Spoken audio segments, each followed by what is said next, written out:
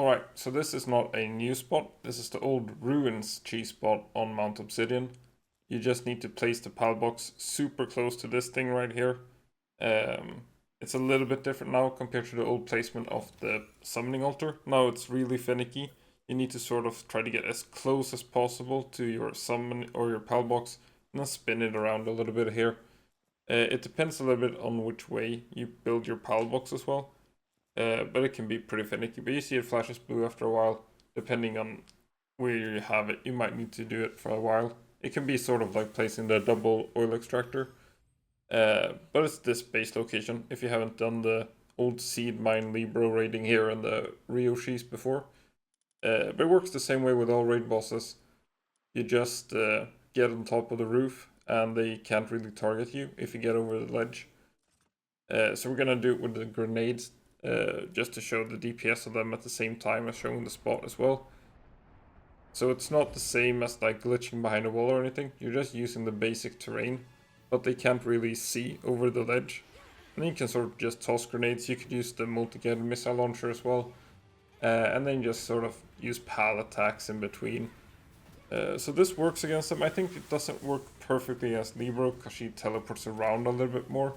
But Rio and Xenolord, when they do their special attack, they sort of just go to the pal box and end up in the corner again. And then you just want to be over the edge of the roof so they don't see you when they do that skill. So I'm standing a bit too close. This is my first time doing this, so later on in the fight I do learn the positioning a little bit better just at the corner of the roof instead, so you don't get knocked back. And for the ads that spawn as well, you might get some of them spawning on the roof. You can take care of them with any weapon you like.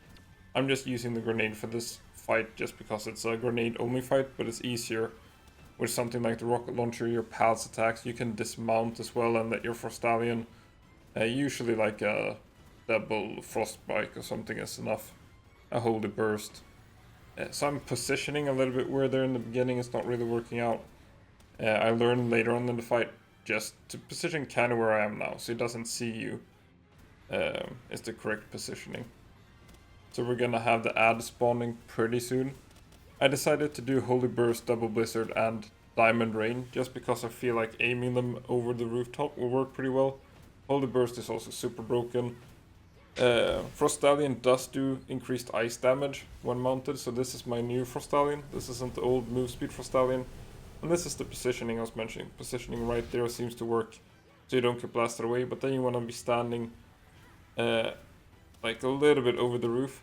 It's a little bit weird. I feel like he's using his skills on the pal box more if he can see you instead of you. So just kind of like go over the roof a little bit more than I was there.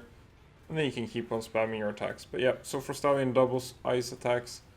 Maybe it would be good to use Blizzard Spike instead of Holy Burst, but I feel Holy Burst is just so good anyway. I doubt it would be more. He's gonna keep on using that skill for a while, every now and then. But it seems to work out with this positioning of the pal box and where I'm standing right here. And then the ads can't really reach here either when they do spawn. This would be a lot faster. You might be able to reach with a plasma cannon. The grenade and multi-guided seem best just to get it like across the edge of the roof if you're using this particular spot. And then maybe the plasma cannon just to clear the ads. So now I got some ads spawning on top of me. You can clear them out with maybe some Holy Burst. The grenades didn't seem to work super well. They just rolled off the roof, I guess. A little bit realistic, but it's gonna look a little bit finicky and weird when I'm trying to get them with the grenades now. Should have used a rocket launcher or something, but it was a grenade only run. Then I'm not sure what other pals. I feel like it's probably only Frostallion that you could do this particular thing with. And probably not against Xenolord Ultra. I did try to time it with just shooting with the plasma cannon once with Frostallion and just shooting headshots over and over again. It was not enough DPS without base pals versus Ultra. So you can do it against regular Xenolord, just shooting over and over, but not against the Ultra one. And then I think like Frostallion gives you the double damage effect with plus 40 compared to something like Ragnarok, which gives plus 20 player attack. Frostallion and Frostallion Knock give plus 40 and they double their own element. So Frostallion deals double damage with the ice attacks. You get ice attacks. It's hard to beat. I was considering maybe tossing down like a party pal into the ruins, because the raid bosses don't seem to target them at all. Like having a Noclum just standing there attacking over and over. But right now I don't think they scale hard enough. I feel like just having this ice element and bonus player attack and spamming with the partner skill of Frostallion. So I don't think this works with any other build really. Maybe it will work with like a Noclum or something if you're doing with the plasma cannon, if you find a good positioning for that. The multi-guided missile launcher might work, but I feel like you're probably doing higher DPS with the grenades, honestly, because it suffers from the same effect as the grenades, where you're not getting headshots. Like, the main benefit of the plasma cannon, it does a little bit more, like 10% more DPS or something, but the main benefit is if you can get headshots. And if you can't get headshots, you might as well use the quad launcher, or in this case the grenades, I guess. Maybe it will work with something else. We'll see how they decide to scale the game in future patches. It feels like we're gonna get a player level increase. They've done it twice now. Player attack did not get buffed, but we did get a little bit better weapons, I guess. Right? We didn't get any more player stats, but we did get the plasma cannon. So a little bit of a benefit there. Maybe the player stats will increase.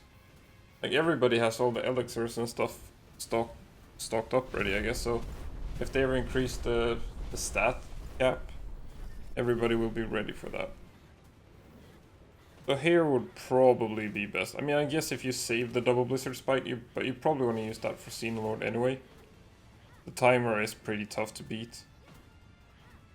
Maybe they'll make a setting for that at some point as well, to remove the timers, so you can run some defensive pals.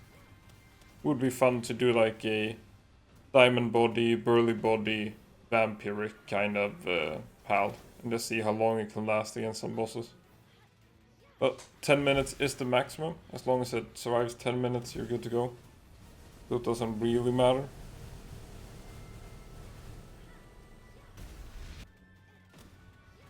And we'll see also if they ever make aggregates to double damage for all the elements. Right now there's the root, electrify and soaked. Wonder how they would make that work though. To double the damage, like you can't burn and poison, so it's already nerfed a little bit against bosses. I don't think you can blind bosses either. I doubt they get stunned. It's only Stone Cannon or something that has stunned anyway. A Xenolord can only get like stunned once anyway by electrify and frozen.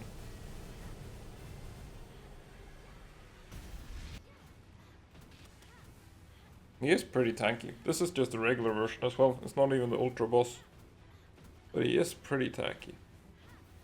And I still haven't grabbed that Lift Monk effigy. I don't think I'm maxed on Lift Monks yet. But I haven't had any reason to catch anything really. I've just been catching a bunch of chickpeas since Fabric launched. For those diamond passives. Rainbow passives, I guess.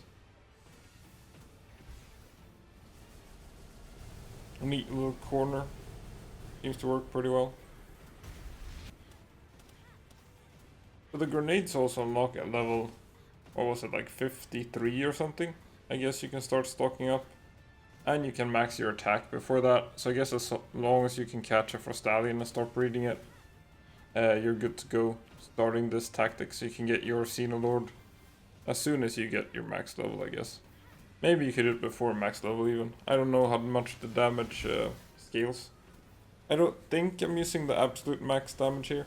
Should be 750 with the food, 3 pendants, Gobfins with Vanguard for Stallion. And then the Frostallion should be pretty maxed on damage as well. It should be a Serenity, Demon God, Vanguard Legend or something for Stallion. So it should also be like as much DPS as you can get probably. I think it's a pretty min-max pal.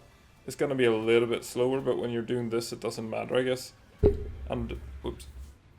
Hopefully when you have your base pals in your base as well, you're not getting focused that much. It might be a little bit squishy, but maybe like Legend, Demon God, a little bit of speed and a little bit of defense. I am using attack food on it as well. You could throw defense food. Got the healing potion. Maybe could throw vampiric on it. Not sure what you would swap though. Vampiric for like... You probably want Serenity since the saddle cooldowns are pretty long. Even if it's a party pal, when you're saddled up it's pretty long. But yeah, that was the Xenolord at the cheese spot with the map at the beginning of the fight.